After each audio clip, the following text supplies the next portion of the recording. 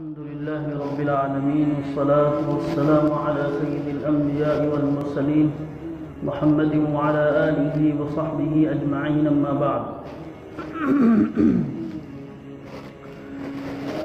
قال الله عز وجل في القرآن المجيد والفرقان الحميد: أعوذ بالله من الشيطان الرجيم، بسم الله الرحمن الرحيم. من عمل صالحا من ذكر أو أنثى وهو مؤمن فلنحيينه حياة طيبة. وقال تعالى: إن الذين آمنوا وعملوا الصالحات طوبى لهم وحسن مآب. وقال النبي صلى الله عليه وسلم: الكيس من دان نفسه وعمل لما بعد الموت. وقال النبي صلى الله عليه وسلم في موضع آخر: أكثروا من ذكر هادم اللذات، يعني الموت. صدق الله العظيم وصدق رسوله النبي الكريم،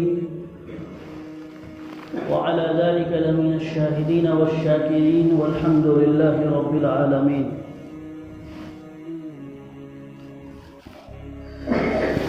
محترم بزرگوں، دینی اور ایمانی بھائیوں،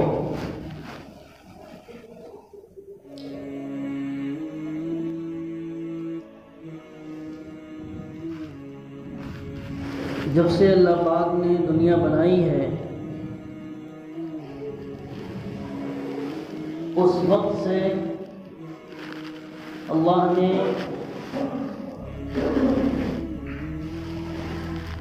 بہت ساری مخلوقات کو پیدا کیا، جس میں سر فہرست اول نمبر پر انسان ہے، یعنی حضرت آدم علیہ السلام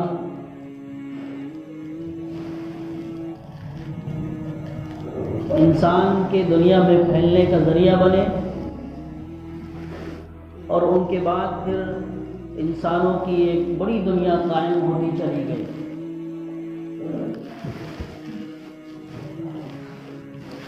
تو جس طریقے سے اللہ پاک نے انسانوں کو پیدا فرمایا، اور نہ صرف انسانوں کو پیدا فرما کر اللہ پاک نے کائنات کے نظام کو بنانا چلانا بند کر دیا، بلکہ اللہ نے انسان کے لیے جتنی ضرورتیں، انسان کو جتنی حاجتیں اور انسان کی جتنی خواہشیں ہو سکتی تھی، اللہ نے اس دنیا میں انسان کے لیے سب کچھ بنایا اور ساری چیزیں پیدا فرمائی۔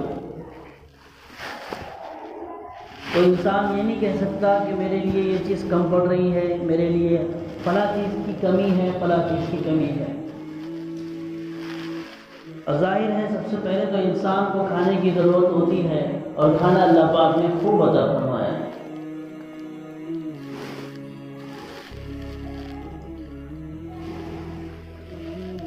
بلکہ یہاں تک فرمایا گیا ہے کہ ان الدنیا خلقت لکم وانکم خلقتم للآخرہ، کہ صرف کھانا پانی ہی نہیں بلکہ ساری دنیا ہم نے انسان کے لیے بنائی ہے، اور انسان کو ہمارے لیے بنایا ہے۔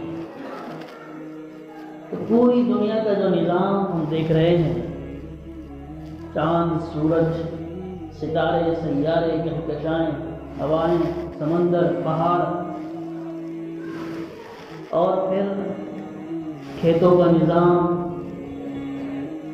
اور اس کے علاوہ جتنی بھی ساری چیزیں ہیں، یہ ساری کی ساری دراصل انسان کے لیے بنائی گئی۔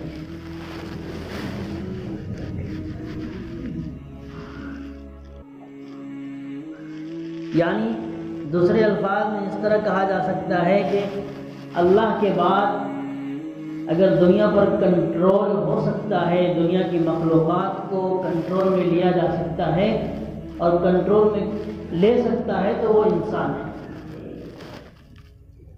کیسے؟ کنٹرول کا مطلب یہ ہے کہ وہ انسان کی خادم ہے، انسان کے نوکر ہیں۔ اس معنی میں کنٹرول کا مطلب ہے۔ اصل مالک اور خالق تو اللہ ہی ہے، لیکن یہ سب چیزیں انسان کے نوکر ہیں، خادم ہیں۔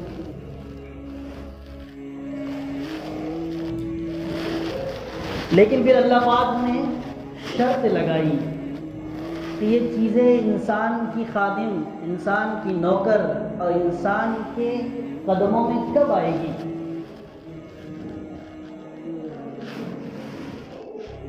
ایسے ہی نہیں آ جائے گی بغیر محنت کے، بغیر کسی کد و کاوش کے اور بغیر قربانی پیش کیے ہوئے۔ تو اللہ پاک نے شرط لگائی، اور اللہ کی شرط اتنی کڑی بھی نہیں ہے۔ دنیا والے آج ذرا سی چیزوں کے لیے، ذرا سے ریوارڈ حاصل کرنے کے لیے، ذرا سے ایوارڈ حاصل کرنے کے لیے کڑی کڑی شرطیں لگاتے ہیں کہ جس کے لیے آدمی ہر چیز کو قربان کر دیتا ہے، اور کبھی وہ چیزیں اس کے حصے میں آتی ہیں، اس کو حاصل ہوتی ہے، اور نہ جان سے ہاتھ دھونا پڑتا ہے اور ہاتھ میں کچھ نہیں آتا۔ لیکن اللہ کی شرطیں ہیں، لیکن اتنی کڑی نہیں ہے۔ بس اللہ نے دو باتیں فرمائی ہے کہ ایک تو میرے رب ہونے کو مان لو، میری ذات کا اقرار کر لو،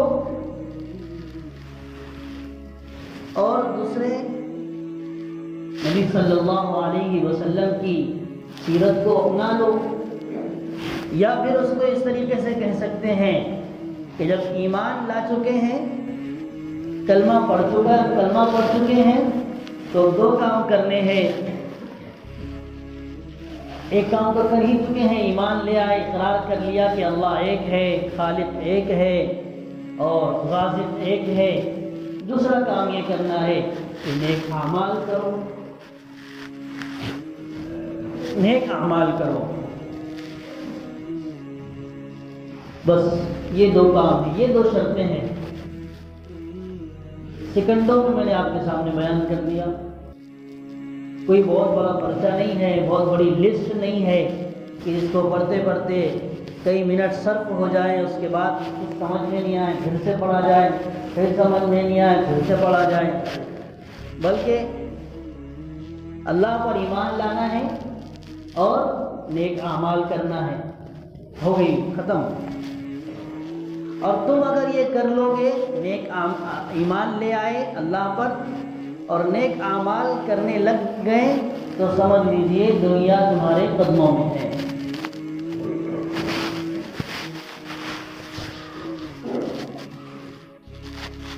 لیکن دنیا کی زندگی بھی انسان کے لیے بہت بڑا چیلنج ہوتی ہے۔ اس چیلنج سے اپنے آپ کو اور اس دنیا کے چنگل سے اپنے آپ کو چھڑانا اور اس دنیا سے اپنے آپ کو نکالنا، یہ ہر ایک کے بس کی بات بھی نہیں ہے۔ جو چاہے گا اس سے ہو جائے گی، لیکن جو کوشش نہیں کرے گا پھر وہ دنیا میں پھنستا چلا جائے گا۔ تو کہنے کا مقصد یہ ہے کہ اللہ پاک نے یہ دنیا انسان کے لیے بنائی ہے، ہمارے لیے بنائی ہے، اور ہم وہ ہیں کہ جنہوں نے اللہ کے ایک ہونے کا اقرار کیا ہے کلمہ پڑھ کر، مسلمان ہو کر، مومن ہو کر۔ اللہ نے ہمیں مومن پیدا فرمایا ہے، اللہ نے مسلمان گھرانے میں ہمیں پیدا فرمایا ہے۔ تو اب اللہ پاک نے مسلمانوں کے لیے بھی، ایمان والوں کے لیے بھی، کلمہ پڑھنے والوں کے لیے بھی شرط لگائی ہے کہ اگر تم کامیاب ہونا چاہتے ہو، اگر تم اس دنیا میں اطمینان، چین، سکون، راحت کی زندگی گزارنا چاہتے ہو، تو پھر ایمان لانے کے ساتھ ساتھ ایک کام اور کر لو۔ ایمان والا تم نے یہ جو مرحلہ تھا پورا کر لیا، بس ایک کام کر لو، نیک اعمال کر لو۔ یا پھر جو ہے مجھ کو تو مان لیا ہے، لیکن صرف نام سے تم نے مانا ہے، نام سے اپنے آپ کو مسلمان کہلوایا ہے، نام سے اپنے آپ کو مومن کہتے ہو، لیکن اپنے اندر کی زندگی بھی بنا لو۔ اور میرے بھائی بزرگوں، آج ہر آدمی دنیا کی ریس میں لگا ہوا ہے، مال کمانے کی ریس میں لگا ہوا ہے۔ ایک عجیب طرح کی ریس دنیا میں چل رہی ہے کہ کس طریقے سے میرے پاس مال آ جائے، کس طریقے سے میرے پاس دولت آ جائے، کس طریقے سے میں اپنے فلاں شخص سے، اپنے فلاں دوست سے مال میں آگے بڑھ جاؤں۔ اور جب یہ بھوت انسان کے سر پر سوار ہو جاتا ہے، یعنی مجھے مال کمانا ہے، مجھے دولت کمانی ہے، مجھے مالدار بننا ہے، اور مجھے گھر بنانے ہیں، مجھے گاڑیاں خریدنی ہے، مجھے موبائلز خریدنے ہیں، مجھے اچھی گھڑیاں خریدنی ہے، اور مجھے اچھے جو ہے جتنی بھی سہولتیں ہو سکتی ہیں، خواہشیں ہو سکتی ہیں، وہ پوری کرنی ہے۔ اگر یہ بھوت سر پر سوار ہو جائے تو پھر آدمی کسی چیز کو نہیں دیکھتا ہے، بس اسی میں لگ جاتا ہے۔ اور آج کی دنیا ہم خود اندازہ لگا سکتے ہیں، ہر آدمی اپنے دامن میں جھانک کر یہ دیکھے کہ میں کس ریس میں لگا ہوا ہوں۔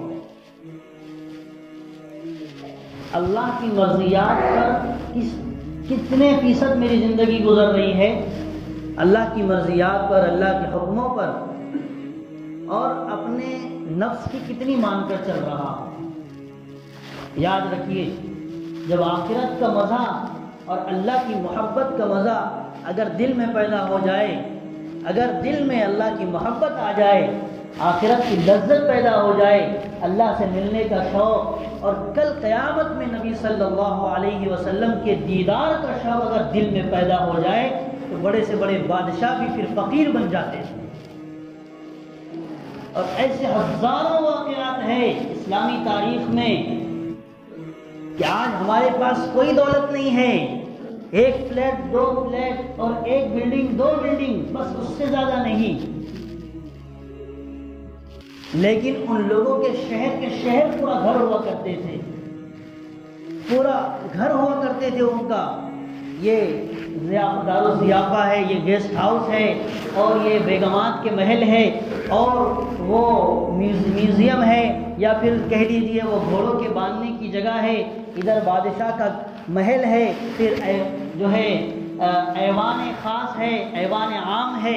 دیکھ لیجیے جا کر دلی میں اتنا بڑا لال قلعہ بنا ہوا ہے، کتنا بڑا لال قلعہ بنا۔ اورنگ آباد جا کر دیکھ لیجیے، 52 گیٹ تھے اورنگ آباد میں، اور اورنگ آباد کی بہت بڑی آبادی اس میں آتی ہے 52 گیٹوں میں، ان گیٹوں میں اورنگ آباد بسا ہوا تھا، اور وہاں پر جو ہے مغلوں نے حکومت کی ہے، خاص طور پہ اورنگزیب رحمۃ اللہ علیہ۔ تو بڑے بڑے بادشاہ گزرے ہیں۔ اسی کہ جب اللہ کی محبت آ جائے تو پھر بادشاہوں نے بھی اللہ سے محبت کر کے دکھائی ہے، اور پیغام دیا ہے قیامت تک آنے والے لوگوں کے لیے کہ دیکھو، دنیا کی محبت میں پھنس مت جانا، یہ چند ٹکے کی دنیا ہے، چند ٹکے کی۔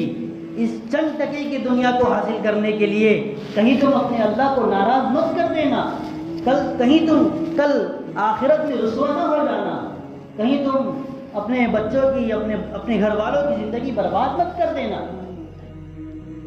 انہوں نے میسج دیا ہے۔ ابراہیم بن ادھم رحمۃ اللہ علیہ بہت بڑے بادشاہ گزرے ہیں، لیکن جب ان کو اللہ کی محبت کا چسکا لگا، اللہ کی محبت دل میں پیدا ہوئی، تو انہوں نے اپنی سلطنت کو چھوڑ دیا، اور چھوڑ کے ایک جنگل میں چلے گئے کہ اب جو ہے اس دنیا سے مجھے کوئی لینا دینا نہیں ہے، اس دنیا کی حقیقت میرے سامنے آ گئی ہے، یہ اوپر کچھ ہے، اندر کچھ ہے، یہ نظر کچھ آتی ہے، دکھتی کچھ اور ہے، لیکن ہے کچھ اور۔ یہ اوپر نئے نبیلی دلہن کی طرح نظر آتی ہے، لیکن اندر اس زہر کی طرح ہے جو زندگی کو ختم کر دینے والا ہے۔ دنیا کے بارے میں انہوں نے فرمایا۔ چنانچہ جب سلطنت کو چھوڑ گئے تو ان کے وزیروں نے مشورہ کیا کہ سلطنت تو تباہ ہو رہی ہے، درہم برہم ہو رہی ہے، تو وہ گئے ابراہیم بن ادھم رحمۃ اللہ علیہ کے پاس، اور دیکھا تو وہ ایک گدڑی لپٹے ہوئے بیٹھے ہوئے تھے، اور کہا کہ حضور، सल्तनत दरहम बरहम हो रही है, सल्तनत के टुकड़े हो जाएंगे, आप चलिए और सल्तनत संभाल लीजिए, आप चलिए तख्ते शाही पर बैठ जाइए। तो उन्होंने क्या फरमाया, तुम्हारी सल्तनत तुम्हें मुबारक हो, अल्लाह ने मुझे इससे बड़ी सल्तनत अता फरमाई है। फिर क्या किया, उन्होंने अपनी गोदड़ी में से एक सुई निकाली और उस सुई को सामने दरिया बह रहा था, उस दरिया में फेंक दिया और वजीर से कहा कि ये मुझे मेरी सुई निकलवा कर दिखा दो, निकलवा दो, मुझे ज़रूरत है उसकी। तो उस वजीर ने अपने सारे नीचे के जो आदमी थे उनको लगा दिया कि जाओ दरिया में फैल जाओ और इब्राहिम बिन अदहम की सुई निकाल कर लाओ। तो बहुत देर वो तलाश करने के बाद उनको सुई नहीं मिली, वापस मुँह लेकर आए कि सुई हमको नहीं मिली। फिर उन्होंने कहा नहीं मिली तुमको सुई? तो उन्होंने कहा नहीं। तो कहा अब मेरी सल्तनत का नज़ारा देखो, अल्लाह ने मुझे किसी सल्तनत अता फरमाई। फिर उन्होंने कहा कि दरिया की मछलियों मुझे मेरी सुई ला करके दे।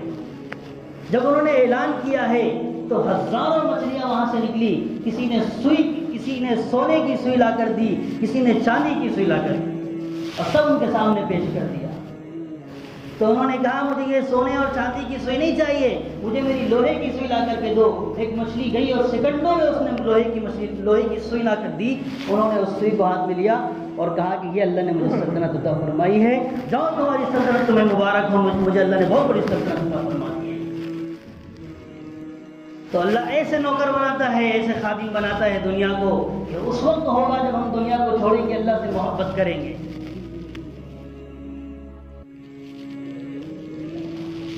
हज़रत निज़ामुद्दीन औलिया रहमतुल्लाहि अलैह के बड़े पीर और बड़े उनके ख़ास मुरीद हज़रत ख्वाजा बख्तियार काकी रहमतुल्लाहि अलैह, इनका इंतकाल हुआ। तो इंतकाल के बाद अब दफनाने की जब बारी आई तो उनके ख़ास मुरीद ने कहा कि अभी रुको, अभी मत दफनाना, और अभी नमाज़ पढ़नी है, और अभी नमाज के लिए भी कोई भी आगे ना बढ़े, क्योंकि अभी शेख ने एक वसीयत की है, वो जो शख्स उस वसीयत पर पूरा उतरेगा वही शख्स हजरत शेख की नमाज जनाजा पढ़ाएगा। तो उन्होंने ऐलान किया कि क्या वसीयत कर गए? तो पूछा, तो उन्होंने कहा कि हजरत ने वसीयत फरमाई है, 3 वसीयतें फरमाई है कि जिसकी असर की नमाज कभी कज़ा न हुई हो, और जिसने तहज्जुद कभी ना छोड़ी हो, तहज्जुद की नमाज कभी कज़ा न की हो, और तीसरी वसीयत ये की कि जिसने बगैर वज़ू के आसमान की तरफ न देखा हो, ऐसा शख्स मेरा जो है जनाजा पढ़ाएगा। पूरे मजमे पर सन्नाटा छा गया कि कौन ऐसा शख्स हो सकता है? भाई कभी ना कभी तो कज़ा हो सकती है, कभी ना कभी तो नमाज कज़ा हो सकती है, और आसमान की तरफ बगैर वज़ू के आग उठाए, ये तो बहुत, वज़ू के साथ आग उठाए, ये तो बहुत नामुमकिन बात है। बहुत वक्त गुजर गया, कोई सामने ही नहीं आता।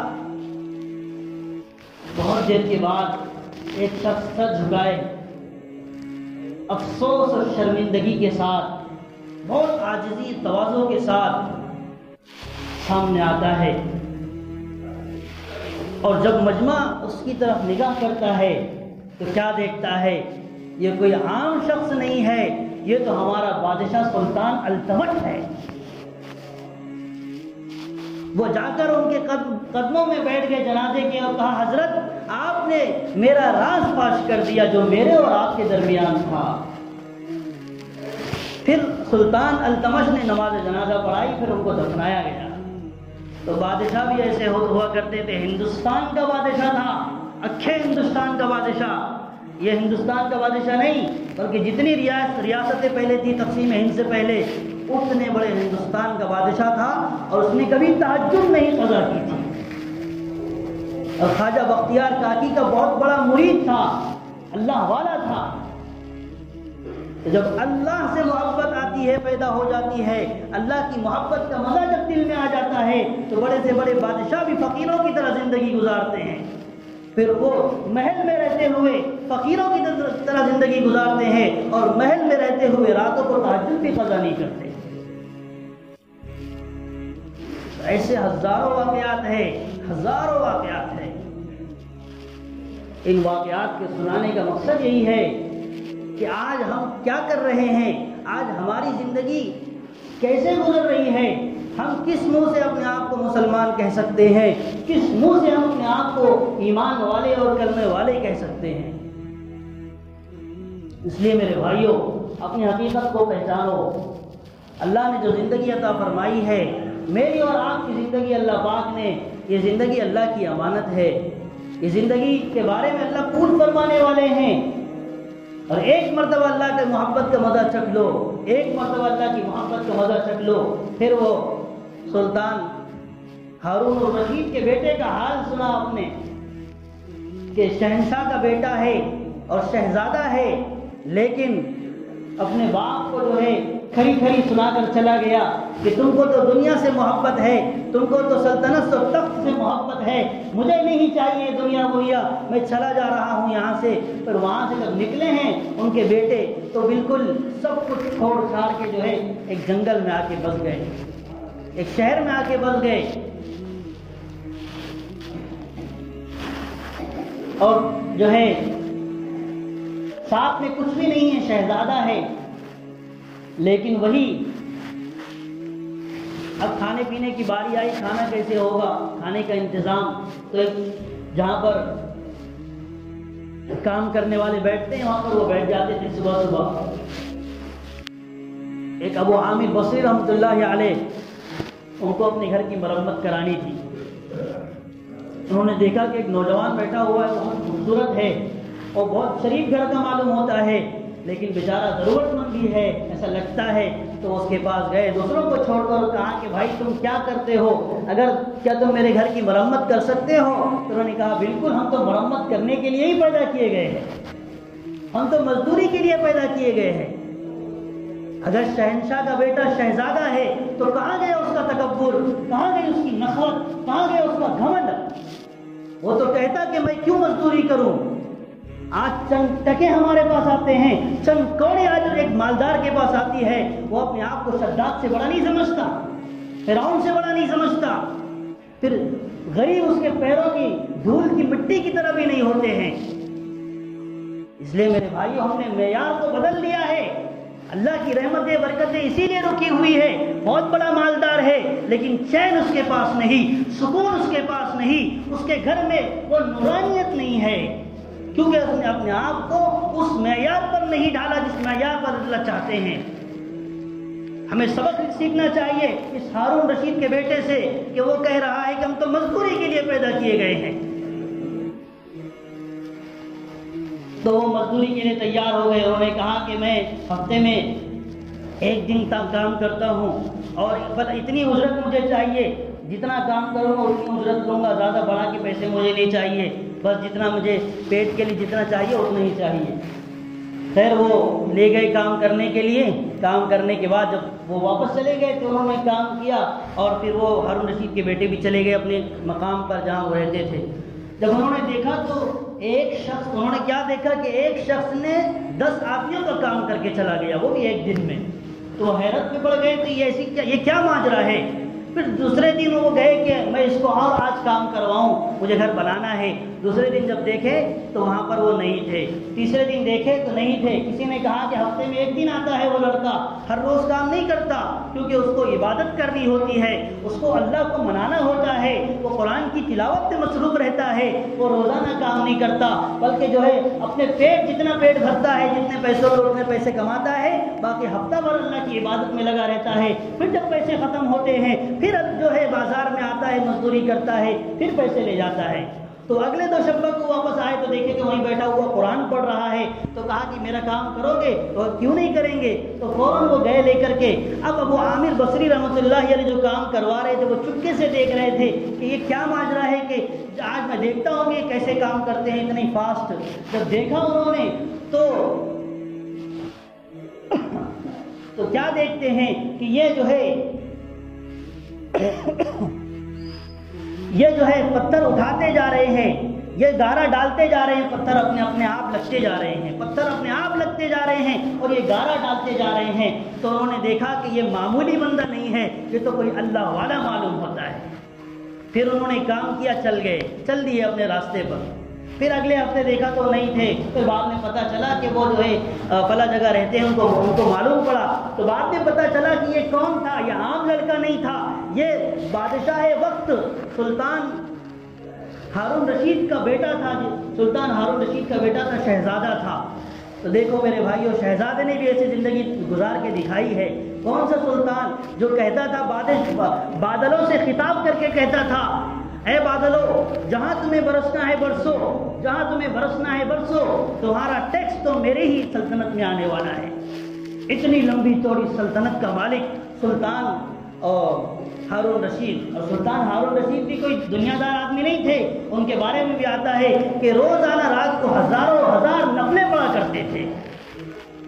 تو میرے بھائیوں، بادشاہوں نے بھی زندگی گزار کے دکھائی ہے ایسی کہ ہم تختوں پر بھی رہ کر اور بادشاہ بن کر بھی اللہ کو منا سکتے ہیں. تمہارے پاس کچھ نہیں ہے دنیا والوں، تم بھی سمجھ جاؤ اللہ کو منا لو. اگر تم اللہ کو مناؤ گے، اللہ تمہارے قدموں میں جو ہے 2-4 روپے نہیں بلکہ تخت لا کر رکھ دے گا، دنیا کی خلافت لا کر رکھ دے گا. پوری دنیا تمہارے سامنے آ کر جھک جائے گی اور دنیا تمہاری غلام بن جائے گی. شرط یہ ہے کہ ہم اپنی زندگی کو اللہ کے حوالے کر دیں. شرط یہ ہے کہ اپنی زندگی کو نبی صلی اللہ علیہ وسلم کی سیرت کے مطابق اور ان کا غلام بنا لے، نبی کا غلام بنا لے. اگر آج بھی ہو جو براہین سا ایمان پیدا آج کر سکتی ہے انداز گلستہ پیدا. اس لیے آج بھی ضرورت ہے، ہم اگر اپنے اللہ سے تعلق کو مضبوط کریں گے، نبی صلی اللہ علیہ وسلم کی سیرت کو اپنانے والے بنیں گے، تو آج بھی اللہ کی طرف سے مدد نصرتیں ہمارے لیے اتریں گی. ہمارا چین و سکون ہمارا آئے گا اور جو ہے ہماری بے اطمینانی، بے چینی غارت ہوگی اور اللہ پاک کی طرف سے مدد نصرتیں آئیں گی اور اللہ ہماری ہر جگہ پر، ہر قدم پر رہنمائی فرمائے گا. اللہ تعالیٰ سے دعا ہے اللہ ہمیں اپنی زندگی کے مقصد کو جان کر سمجھ کر زندگی گزارنے کی توفیق عطا فرمائے اور حضور صلی اللہ علیہ وسلم کی سیرت کے مطابق اور اللہ کی مرضیات کے مطابق اللہ ہمیں زندگی گزارنے کی توفیق عطا فرمائے. وما علینا الا البلاغ.